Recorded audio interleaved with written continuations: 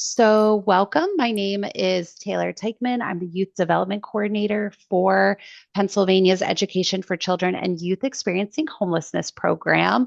Welcome to our community asset mapping, creating empowering pathways to community development. This is our final session in our ECHIA learning series, webinar series for this school year. And without further ado, I am very happy to introduce our guest speaker today, Karen Shanoski, who may be a familiar face to some of you since she did join us during our 2024-2025 webinar series. And she is also a recently retired Center for Schools and Communities colleague. So we're very excited to have her back. At the center, Karen was our family support director and Pennsylvania Parents as Teachers State Leader. This included responsibilities for family support programs through training and consultation services in strengths-based family engagement practices and partnering with families as leaders and family school community partnerships. She's also served on the Childhood Begins at Home campaign, the Strengthening Families Leadership Team, and was on the board of directors for the Parents as Teachers National Center. So we are thrilled to have Karen with us this morning to dive into some community asset mapping together. So I'll turn it over to Karen. Thanks so much. Thank you so much, Taylor. Um, I'm always like, oh wow. I've been part of a lot of interesting activities, and community asset mapping is absolutely one of the most interesting things I've had the opportunity to learn about and to work on. And so I'm really eager to share with all of you today. And a broad overview of community asset mapping that will hopefully address some of the ideas that you expressed and what you wanted to learn. Community asset mapping can inform a community with can inform all the work in a community with residents, organizations, practitioners, folks working together, multiple partners, uncovering hidden potential and identifying areas for collaboration, leveraging strengths, and increasing community resilience. It's a transparent process with lots of different people participating. I looked at the registration, and many of you wanted to know a variety of things about how community asset mapping might be able to serve the work that you're doing, connecting family with resources, assisting students, ways to improve connections in the community, make the community more resilient, learn to use some new tools, consolidate work, and that was sort of parenthetically reduce duplication, asset management, some practical examples of how community asset mapping is offered, and to unpack the potential impact within, unlock the potential impact in a community. And so I'm hoping that we do address some of these things throughout today's presentation. So let's go into just an overview of what we're going to talk about. We're going to identify the purpose of the work, kind of getting to the idea collectively we want to accomplish. We'll clarify community asset mapping and how it's distinct from needs assessments. So that'll be a chunk of our presentation. Talking about the idea that this is a process and a product. It's different from strategic planning. We often think about strategic planning as a process and a product. This is sort of part of that. And it's important to think about how it's a continuous learning cycle that we're setting up here. We're going to talk about how to identify some partners and collaborative relationship building, and then share relationships, share all the resources. So let's move into purpose. And one more, we're going to talk about relationships. So, relationships among these are the big ideas. These four big bullet points are the big ideas um, in community asset mapping. So, we're thinking about what relationships exist among people, among different organizations, among systems. We're going to be looking to uncover people's gifts of hearts and hands, um, and other resources that people bring. We're going to talk about places, what is here in our community and how are we using it, and things like community events, organizations, associations, our environment. How do all those things in our community fit? And through this, we'll discover some resources and we'll identify gaps. This is not, a rose-colored look at a community, and that's all we're doing is just narrowly looking at assets. We're looking at our whole community. And then we'll create a plan for action related to the outcome area that is important to us. So we're going to move into an activity at this point, and we're going to let me describe the activity. Then we're going to do a little bit of quiet time listing, and then we'll have a little bit of a short breakout. So when I'm asking what is in your community, I'm thinking about the people that live, work, and play. So if you live, work, or play in a given community, that might be one in which you are helping to conduct or facilitate asset mapping. That's the community I'd appreciate you thinking about, because that will help build on plans later in the presentation. So in thinking about this community, what kind of gifts, what kinds of relationships, what kinds of associations? Are there school buildings? Are there civic buildings? Are there faith homes? What kind of cultural attractions are there? Are there events? What kind of memories fill this community? What do people think about this community? Um, I've I've mentioned in other presentations, I worked with a school district that was pretty far spread out and pretty rural. And yet, and so we had different groups making these little maps or lists of things in their communities.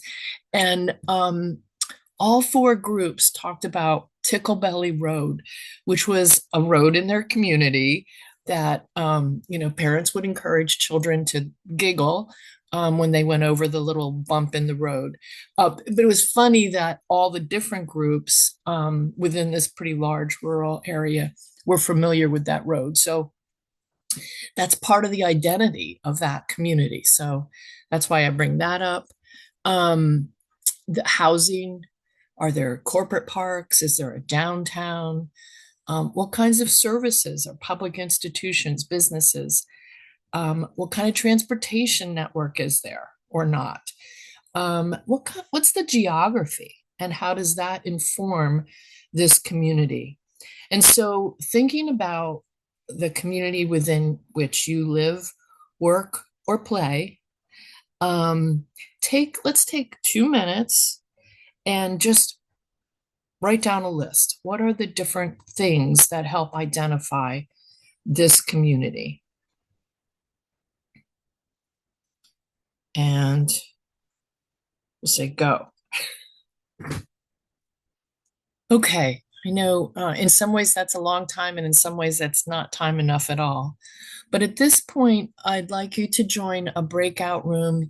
You may or may not know the people in that breakout room, but I'd like you to share a little bit about what you saw, what you listed within your community, and just chat with each other for a few moments, and then we'll move into our next activity. And I think we'll take like 3 to 4 minutes. Okay. Welcome back. So, again, you may not have known anybody in your room, but maybe that spawned some ideas for you about what kinds of things are in your community and learn a little bit about what's in other communities. And so I'll just ask for a very few comments about, was there anything that surprised you in thinking about the community or in hearing from others? Would anybody like to share either in the chat or by voice? I thought it was interesting. Someone in my group said that they didn't really know too much about their community where they work now because they've only worked there for 10 years. And then prior to that, they worked in another community for 34 years. And so I thought that was an interesting realization that she had that I wanted to share because I was thinking about my community, but I've always lived here, worked here, played Yeah, here. So I wasn't right. thinking about that, you know. That's great. Yeah. Thanks, Casey, for sharing.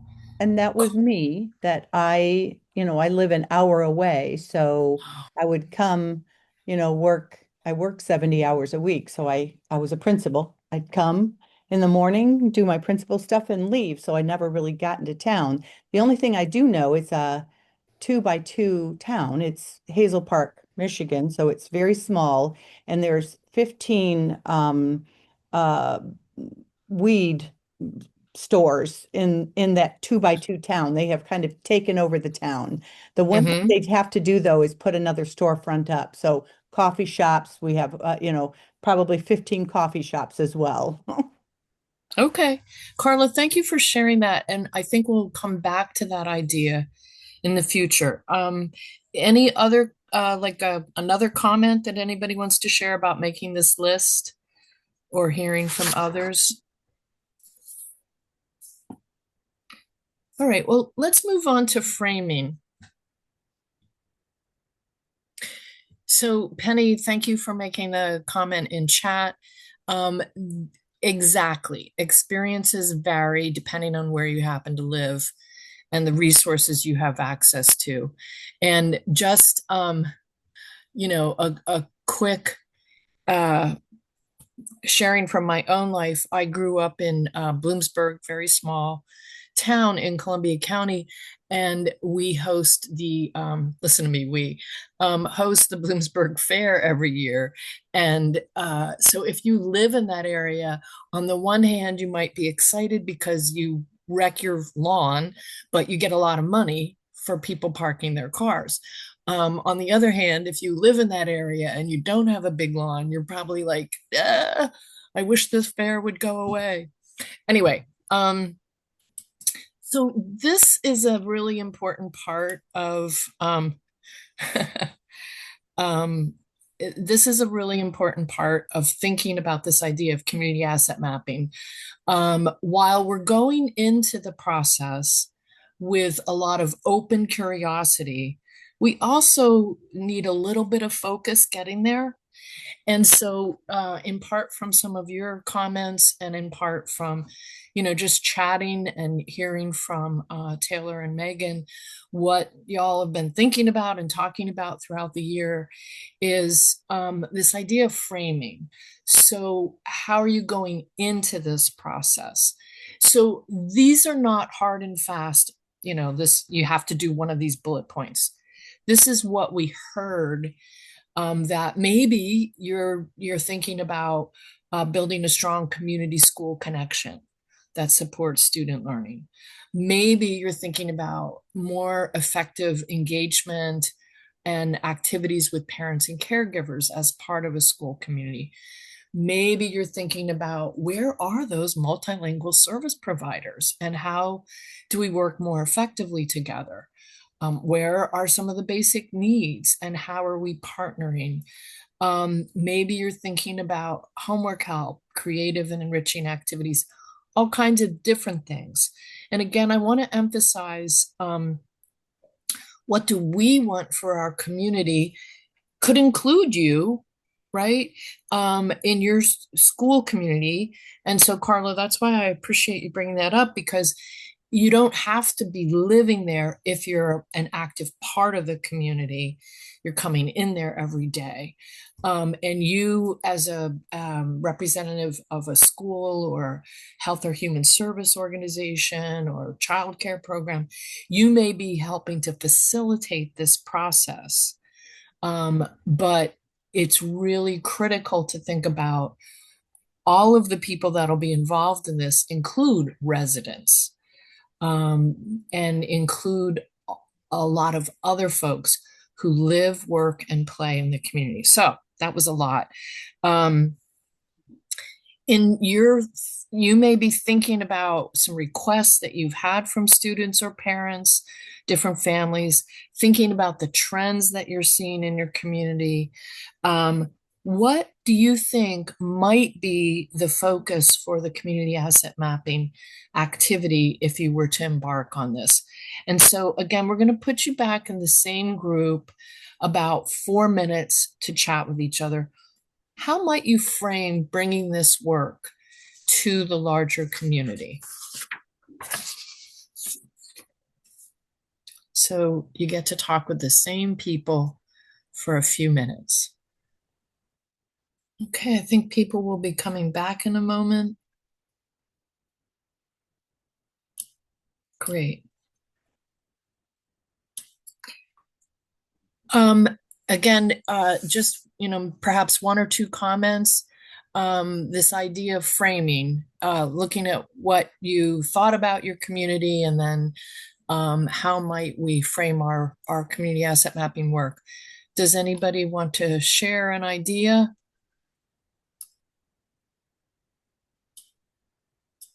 Hi, Karen. This is Sherry. Hi. Hi. Hi.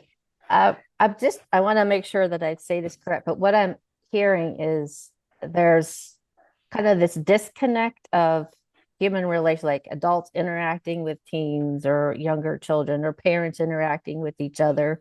And then wondering if COVID, like we were kind of all isolated, that we don't have that community, and how do we work together to build that community again between adults and children and parents and teachers. That, in fact, could be the framing for somebody's work. It may not be connected at all to somebody else's work. It's not a singular thing. The other thing, community asset mapping is a little bit of a misnomer, because while there could be maps and diagrams involved in your work, there are a lot of narrative parts of the work as well.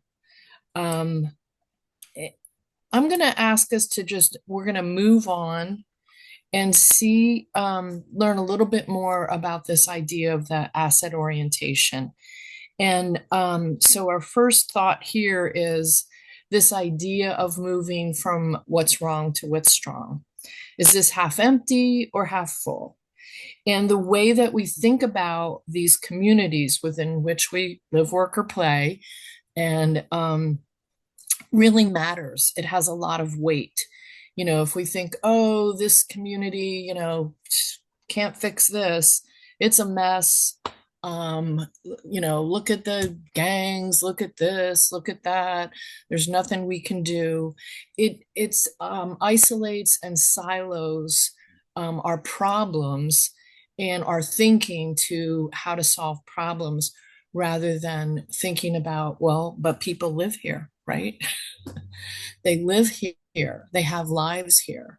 There are connections among residents, among the businesses, and among the people who are living in this community. And so how do we uncover those connections and focus on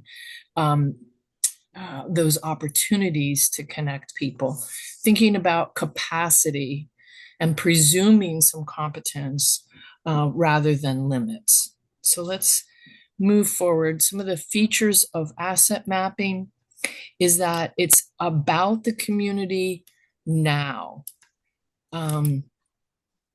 It's internally focused.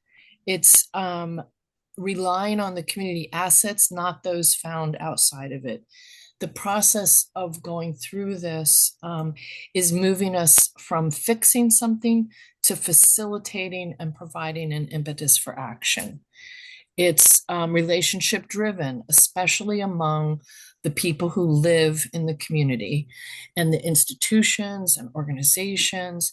This idea of being able to build community connections and provide opportunities for partnerships is really critical. Um, it's integrated that all this work can feed into, for instance, a strategic plan. It aligns our work rather than being something on the side, focused on just one issue. And it really is internally focused. That is, relying on the expertise of the residents and the community members who are there at this time. And so just take a quick look at the distinction between needs versus assets. Again, the needs sort of focuses on the deficiency, and the assets view is looking at effectiveness. A lot of times when we develop a needs assessment, it fragments work rather than building interdependence. It also tends to help us think about consumers of services as people who have problems rather than people who are facing a challenge and have some resources, and want to partner with someone else with resources. That it builds dependence on coming back for services rather than building independent opportunities. So that asset mapping helps identify ways that people can share their talents. The experts in needs assessment come from outside the community, and whereas in asset mapping, we're seeking to empower the whole community through their participation. I want to point out that your organization can serve as a facilitator of this process. And, that would be really helpful. And you can be a partner in this as well as a facilitator. We want to make sure that we're presenting a perspective of this half full, that we're involving local folks, not just outsiders, and that we're shifting from the problem to the opportunity focus. That's a big thing that facilitators are doing. Asset mapping encourages a philosophy of valuing diversity, and it seeks to honor the experiences of the residents, acknowledges that people from multiple cultures contribute to making the community strong, and it appreciates the interdependence among residents and encourages connections with each other. So let's move into what is this and how do we do it? So getting started is thinking about both the process and the product. As I said earlier, it's sort of iterative. It's a learning cycle. And so in beginning with, some broad framing, a team will be assembled of leaders, including, again, residents. And, it might include some students, but it definitely should include parents. It should include other residents. It should include, some of the representatives of, say, the human service organizations, from education organizations, from town council, from government, from civic organizations, etc., faith community. This team, it will be of representatives, not necessarily the whole group. This group will gather to refine this framing and also to think about how are we going to get more information from the community. And as a result of some of the information that they're gathering from the community, there'll be some data. Well, there'll be a lot of data. Some of it will be some of those figures and maps, and some of it will be lists of things that you've learned. Then putting together a report that's sort of suggesting some ideas. Here's what we've learned that could really be addressing the our focus. In between this discern and plan is an opportunity to meet with that larger community. So here's what we heard. Did we hear correctly? Is this pointing in the direction of this or that? And an opportunity for this leadership team to hear directly from the community about, yeah, that plan sounds effective. Well, everything's good except, so those things are important to take that time. And then there's a period of action. What did our plan suggest that we should do? Start doing it. And this plan will have some measurable some measures along the way. And so then we come back to the community after some time and get some, here's what we learned, here's what happened as a result of some of the actions, get some feedback, and find out if, based on the data collected on these measures, whether there's a need to adjust the plan or keep going. And it's really important. There's no circle for it, but it's really important to stop at this point and celebrate. Actually, celebrating all along the way is important. But that's really key to having the community stay energized about this work. And then it is a product in the sense that, you're doing different things along the way of this process. And while the process keeps going, the data keeps going as well, data collection. So you're using information and creating alignment among partners. That might be some of the actions. Strengthening leadership among the community members, including people who receive services. And this idea that it's measurable is really important, and that you're taking the time to measure. So let's move forward.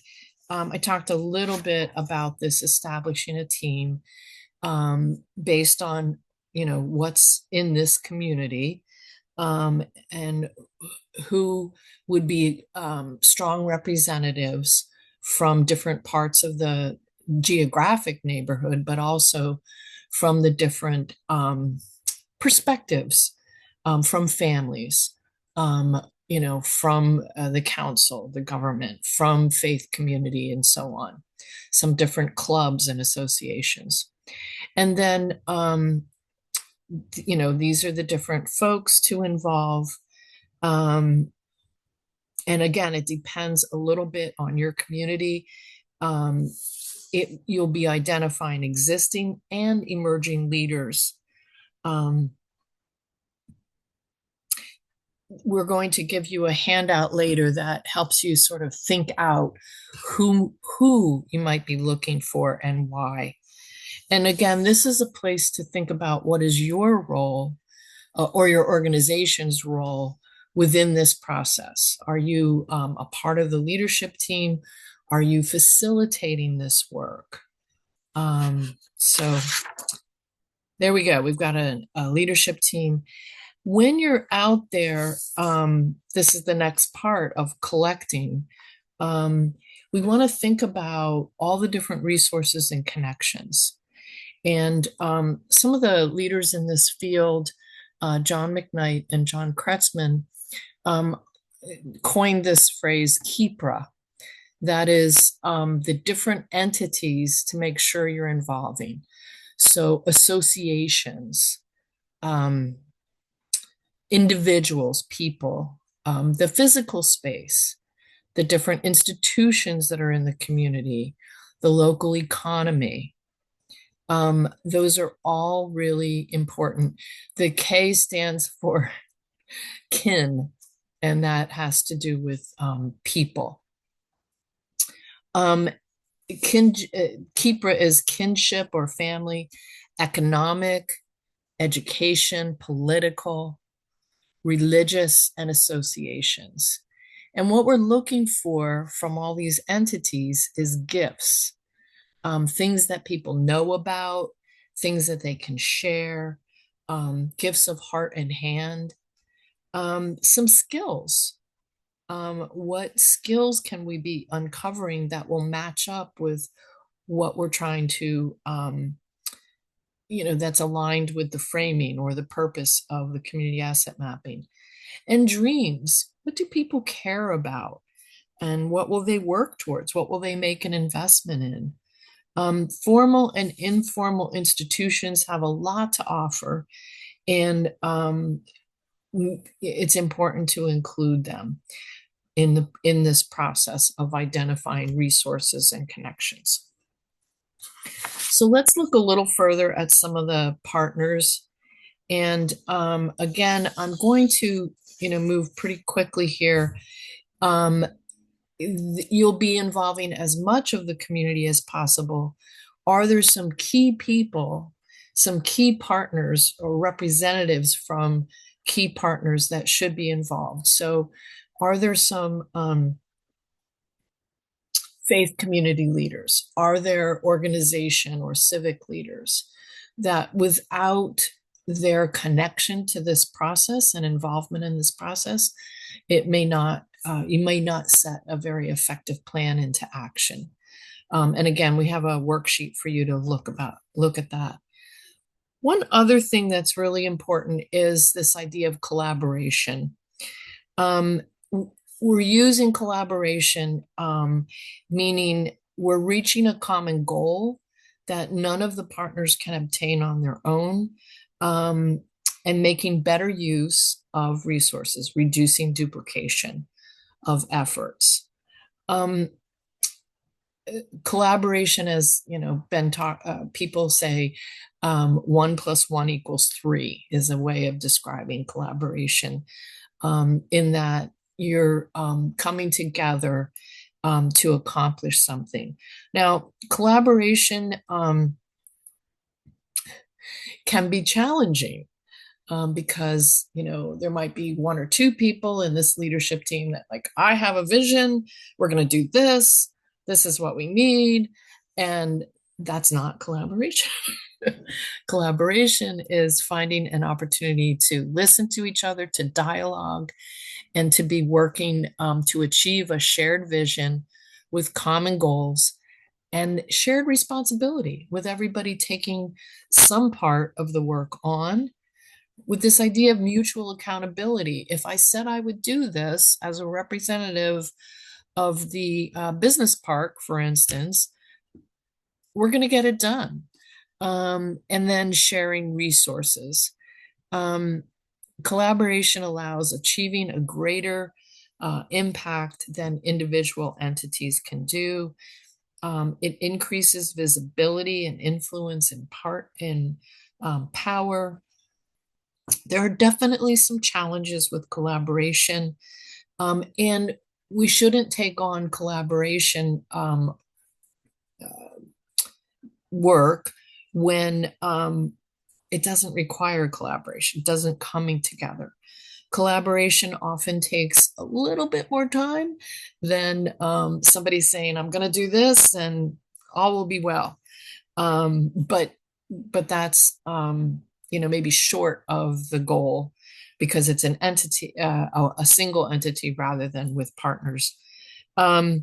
Collaboration can be tricky if you've left some key partners out, right? They're going to, well, why weren't we involved in this process? So that continual uncovering who's out there in the community. And then this, starting with this shared vision.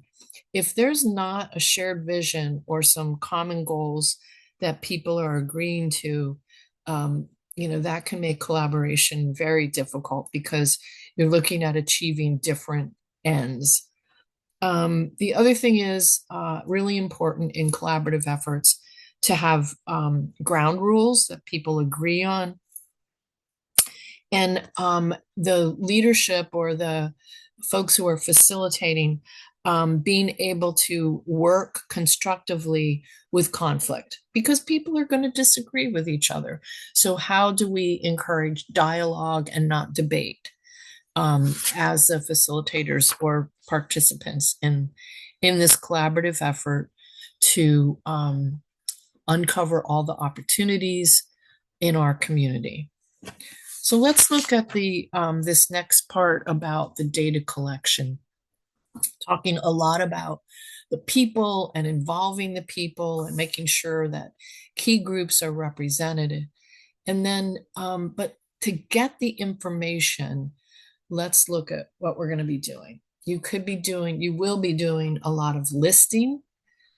You might use web resources.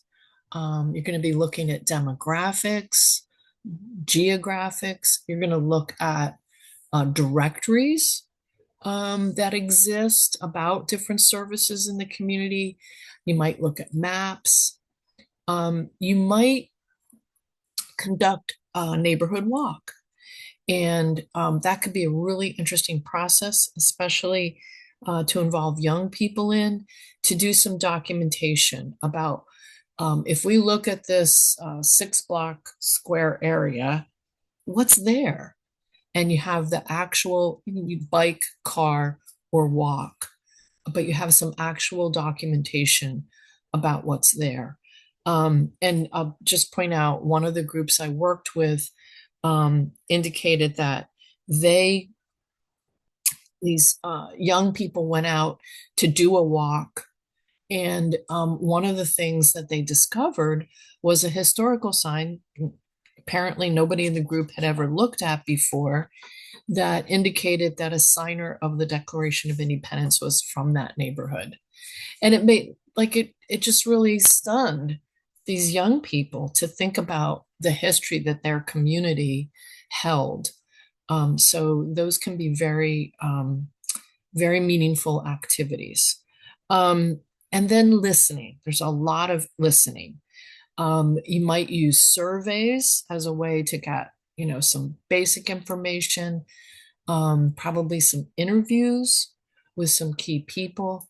And another way that tends to be really effective is community conversations or community cafes, where there's a structured conversation and food. There's always food.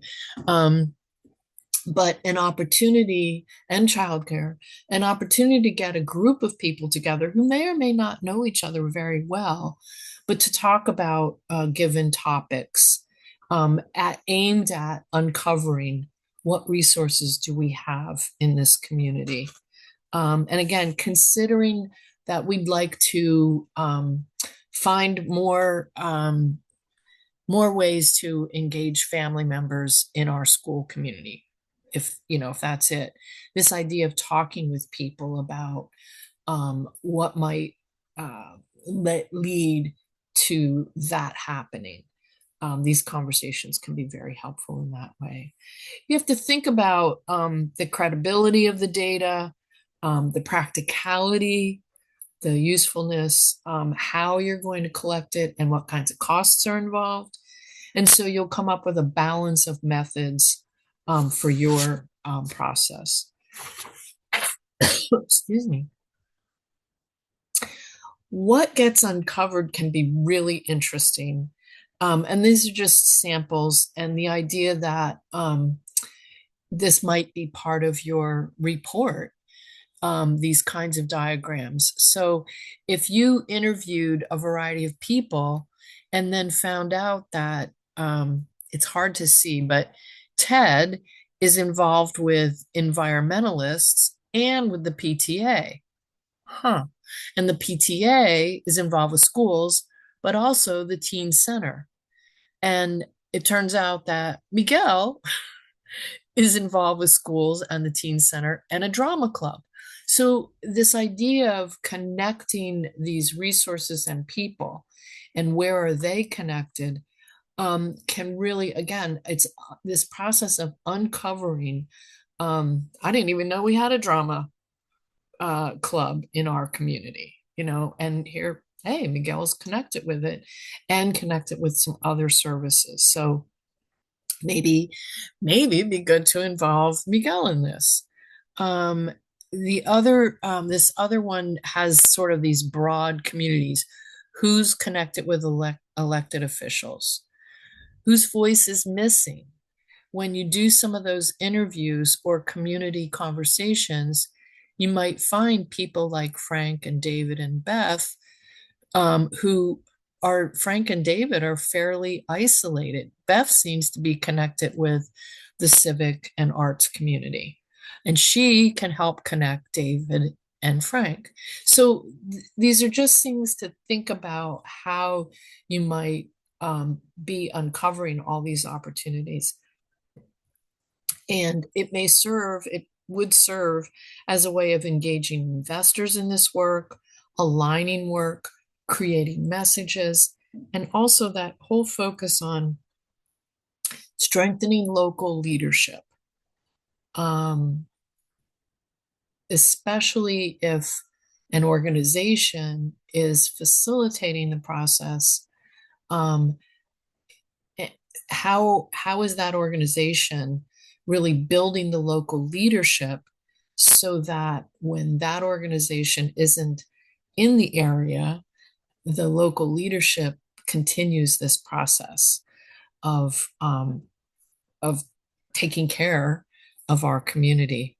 So when you look back at the earlier part of our presentation, about, what were you listing, and what your framing might be, think about, what are the connections that you already see, and, what might be good to think about trying to find.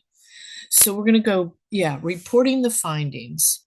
3 big categories about findings include the things like the environment, the organizations, institutions, associations. So associations and institutions or organizations are a little different.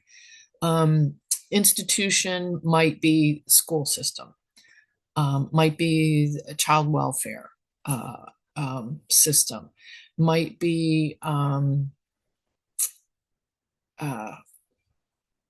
health systems. Organizations might be like the medical society, or variety of different more formal organizations. And associations or more or a little less formal, and help show where people kind of come together.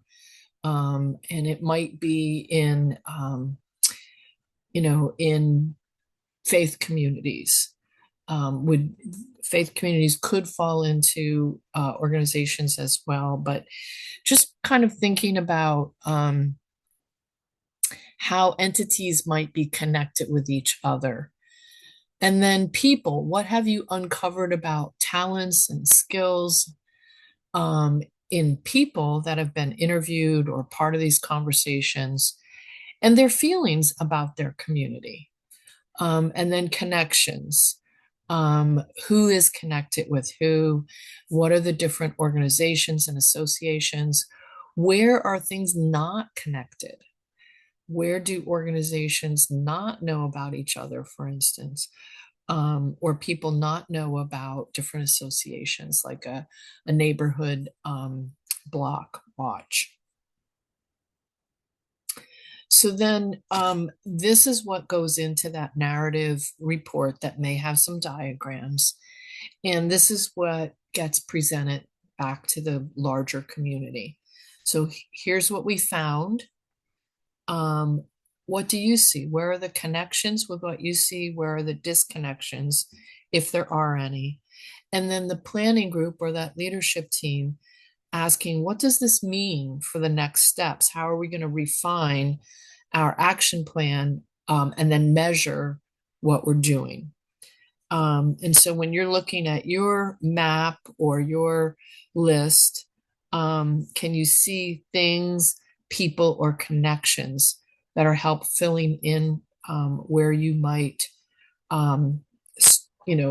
elaborate? So then again, creating this action plan, using all of that data, what are the different strategies that may help us reach where we've been uncovering and refining what we want, the whole community, that whole live, work, and play group of entities, people and organizations and associations. And have, do we have that key informant input? What are those strategies and timelines? And how are we measuring? How are we evaluating? And what's the feedback plan to know that we're headed in the right direction? What are we, through this process of collecting data, what did we learn that will help or hinder addressing the purpose? What are the ways we might address some barriers? And then thinking about the goals, that they're based on the capacity of the community that's been uncovered and this idea of a common vision. The plan will identify those strategies and also clarify roles. Who will do what, when, where, and how? And I mentioned the evaluation plan and that constant checking back with the broader group of stakeholders.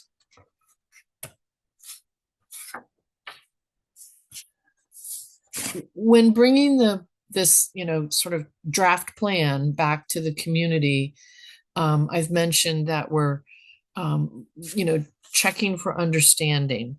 We want to make sure that in looking back at KEPRA, looking back at all the different entities, have they all been involved, and what is their feedback about this plan?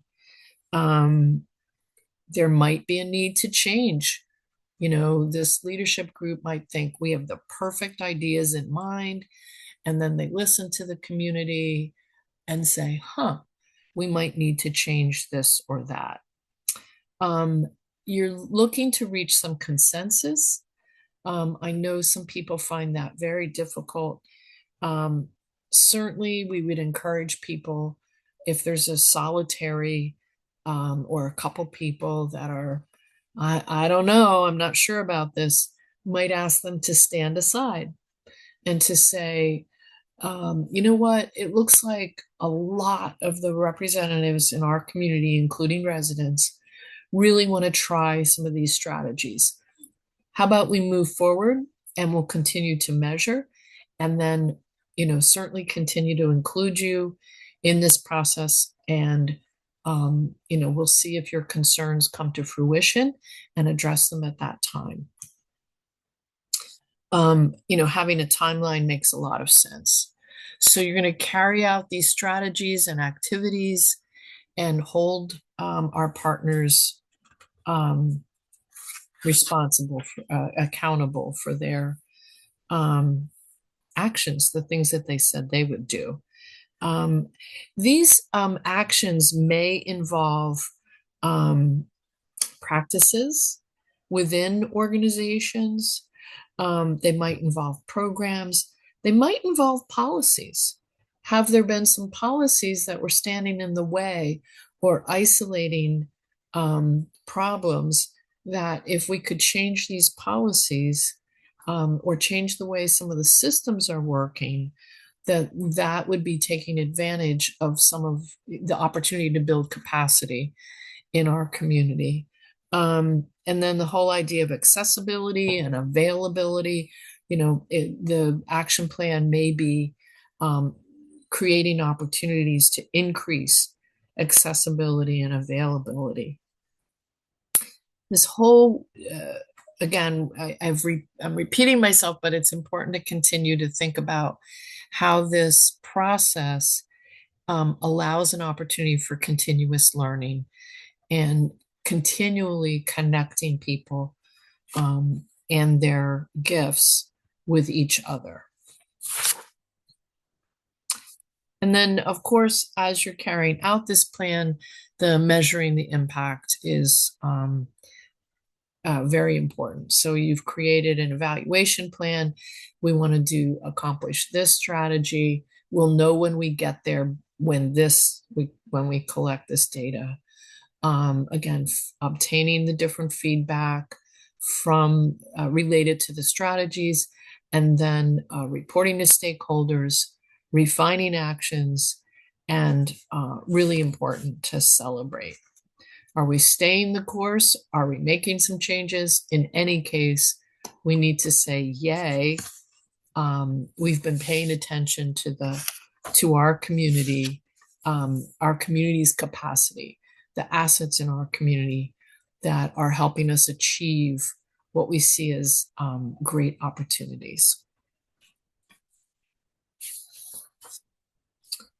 So I guess I just want to go over some of the key features and offer an opportunity for a couple more chances for you. I know I've been talking quite a bit.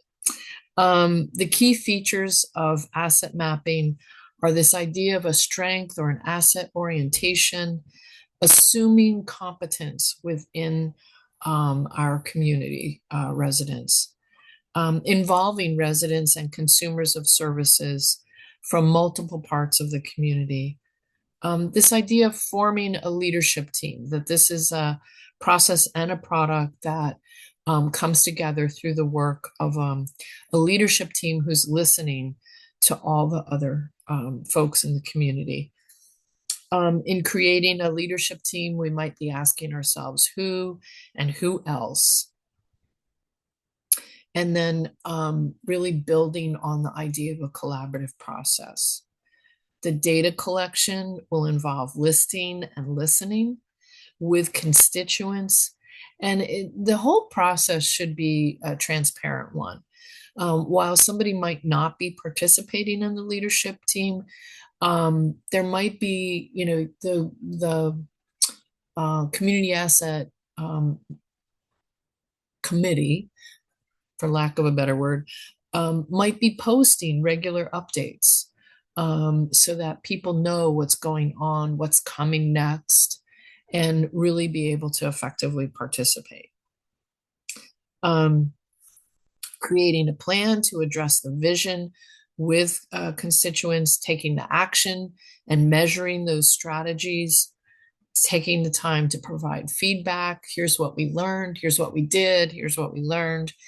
And really that opportunity to refine some of the strategies or continue and to really celebrate the work.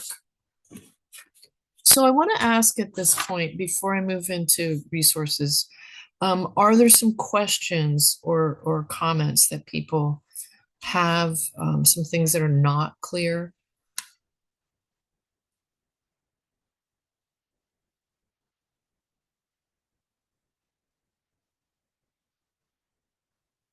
And you can use your voice or chat.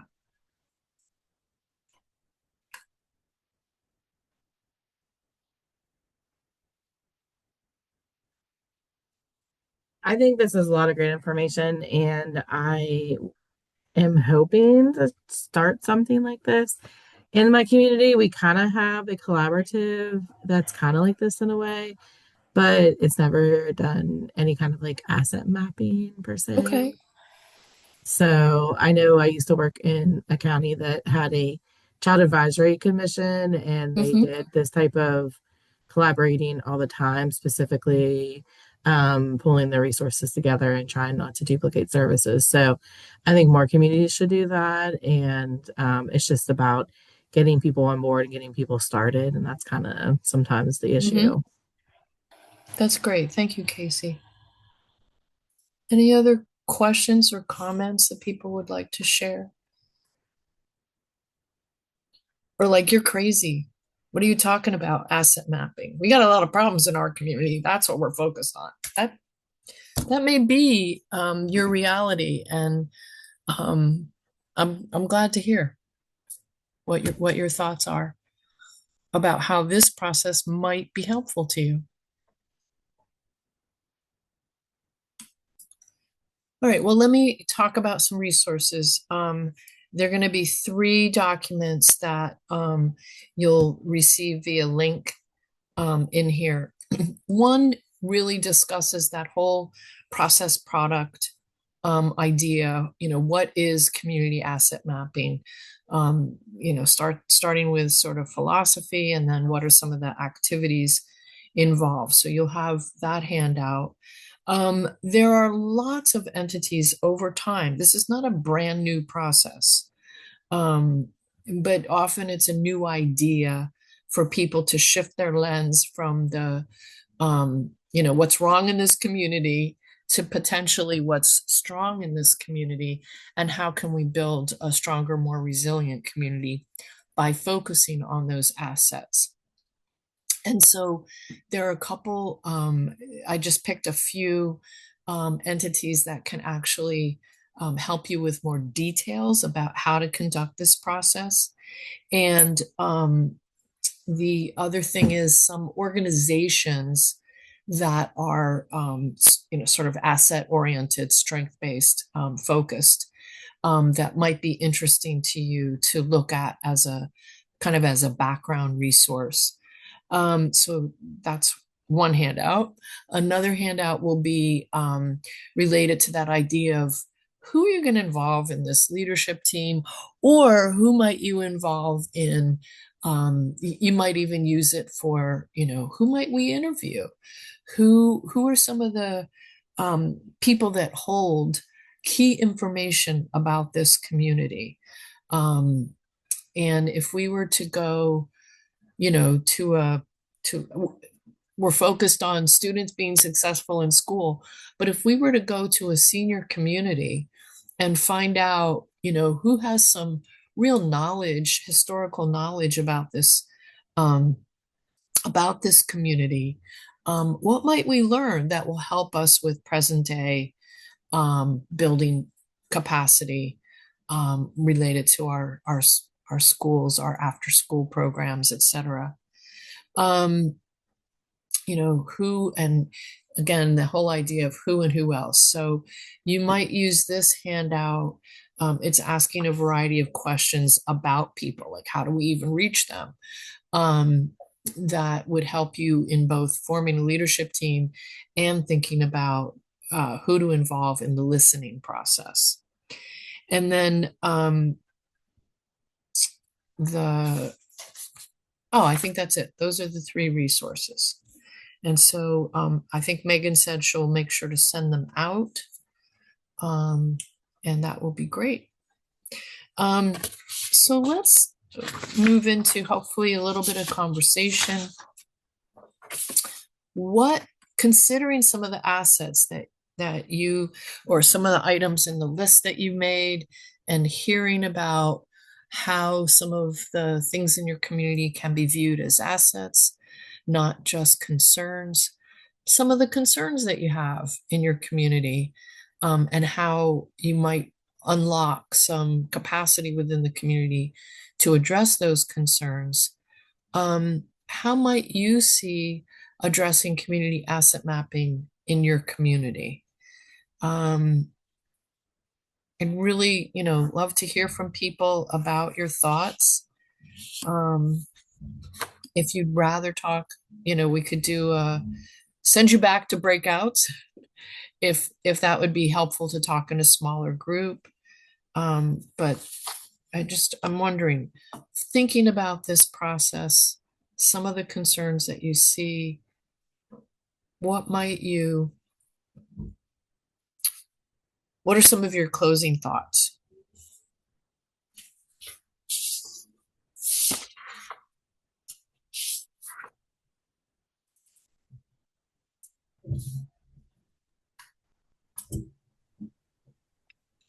Hey Karen, I brought this up in our breakout group, and I guess I'll throw this out to everybody.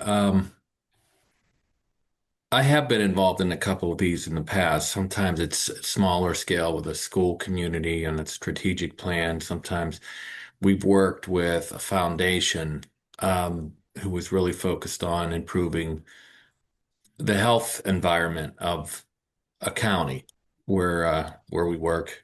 And guess some of the concerns is one, you kind of touched on it a little bit. It's when you have a plan and you have some strategies and some action steps already drafted, um, some people, with some people who don't agree with those, I guess it's that concept of consensus. And like the idea is not everybody's gonna agree with everything on this plan.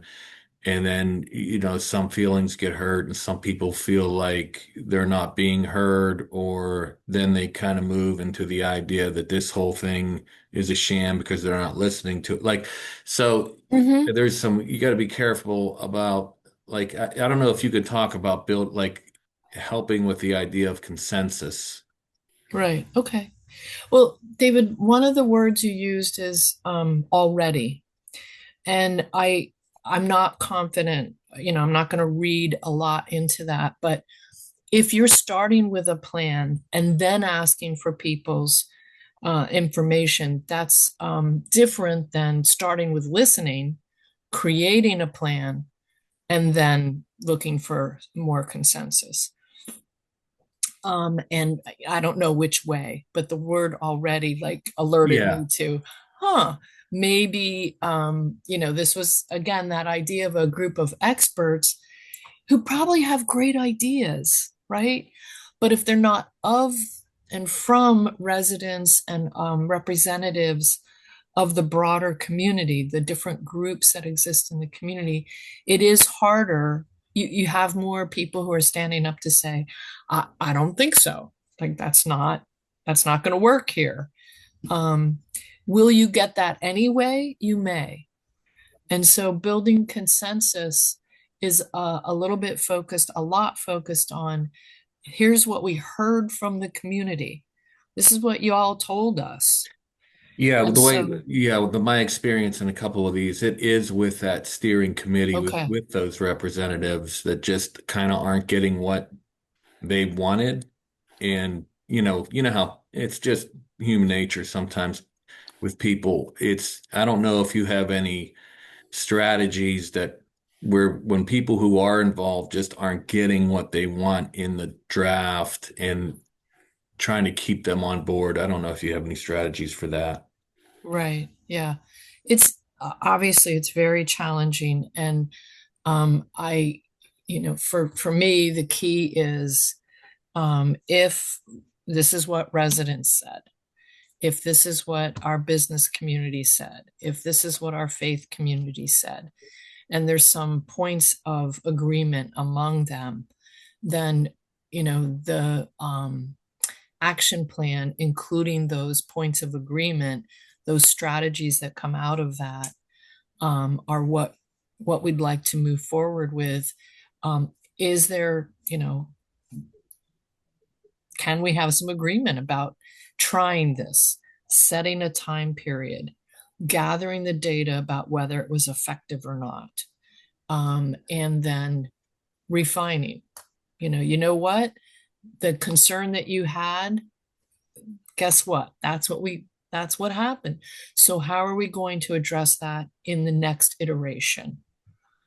Because what we thought we heard was, and what the community folks were agreeing to was, but maybe that's not working, or maybe it will become evident that what the community said the leadership group did here and the strategies put in place are working. Okay, thank you. It's absolutely challenging. Absolutely challenging. Somebody,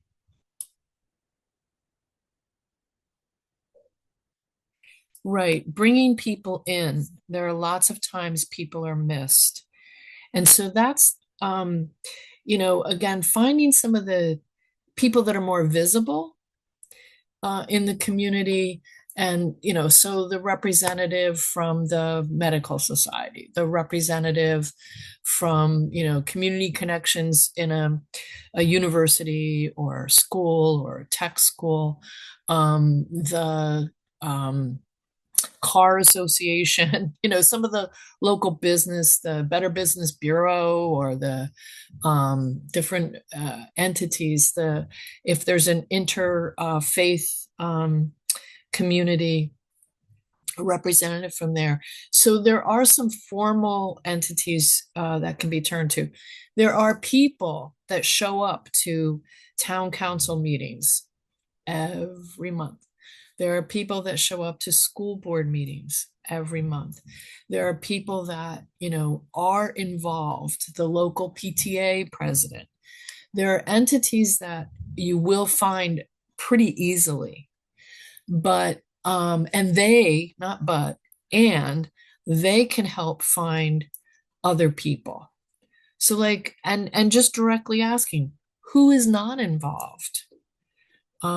Who else can we ask?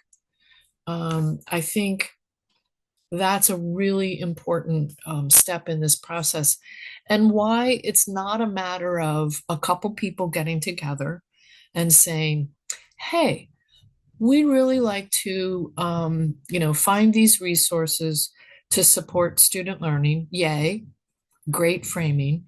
And, sort of focusing only on a list of companies that do that. Rather than, would a drama club in the community, not just in the school, is there an organization that focuses on technology that could offer something to students, expand opportunities for students? What are the different entities out there that we can be partnering with, and really taking that time to interview and to engage in the process? Concern of enrollment at sites due to job loss. I'm just going to, you could expand, Mary, if you'd like, but one of the things I'm reading into that is like this churn, particularly of, some of the more formal entities, that there's staff changes that cause a difference in representation, and then enrollment in the different programs is something do you think that there's people missing that could be enrolled in a program, or that there are not enough people to enroll? I'm not confident how to read that one. If you want to elaborate, that's great.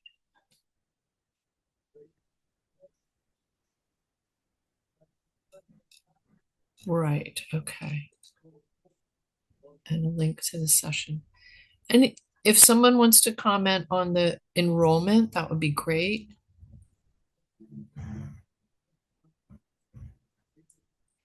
And let me just jump in again. If there's not enough enrollment, if that's what the concern is, then in what ways will interviews, will community conversations, will collection about transportation, what are the pieces of data that will help address the capacity that exists or needs to exist, that would address ensuring that people who could use services are enrolled. And sometimes enrollment in different services has to do with feelings. I just facilitated a panel of parents talking about parents as teachers, and we love parents as teachers, everything's wonderful, we really appreciate the services from our organization. And then digging a little deeper, at least two people said, I did kind of wonder why I was approached. Did somebody think I was a bad parent? That's a feeling that's very deep and can cause somebody to say, no, thank you, because I don't want to be thought of as a bad parent. Fortunately, the relationship with the people in the program and the family were able to be qualified as, no, it's not about not about you being a bad parent. It's about an opportunity to grow as a parent and the person seeing that opportunity. So I think, that's something else to think about. Um, I'm just taking some wild guesses here about enrollment. Um, Anybody else? Any other comments or thoughts? If you would like to do more information about,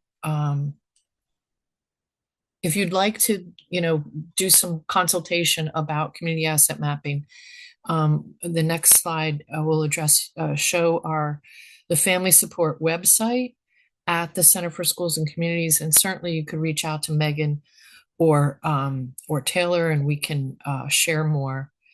Mary was talking about a rural area and lost students due to people moving out of the area. Okay, so that's hard, and that your whole community is, I think, shrinking, and there are not many businesses. It sounds like a difficult time in the community, and so starting with what's there now is what will be important. And then, well, Angela has shared some resources through her Otter AI. In any case, please reach out if some additional consultation would be helpful. And also, I think the resources will be useful. Megan, Taylor, anything that you would like to share at this time? Just want to say thank you for being with us for the last hour and a half and for all of your time leading up to this to offer this session for everyone. I hope folks found some valuable resources and had some good conversation in their breakout rooms. Meg did drop the evaluation link in the chat, so please make sure you grab that. You'll need to complete that first evaluation, and then it will prompt you into the Act 48 application if you do need your Act 48. And we just wish everyone a good end of the school year. It's here, it's on its way. We hope you have a good summer. And be on the lookout on our ECHIA PA website. We will be planning a 2026, 2027 webinar series again, and we'll soon have some information around our Paving the Way conference that we offer in the fall. Registration is free, so just a shameless plug that will be coming your way soon, more information. But we just thank you all for being with us for the last hour and a half. And we'll hang on for another minute or two in case anyone needs anything. But thank you all so much. Happy Wednesday.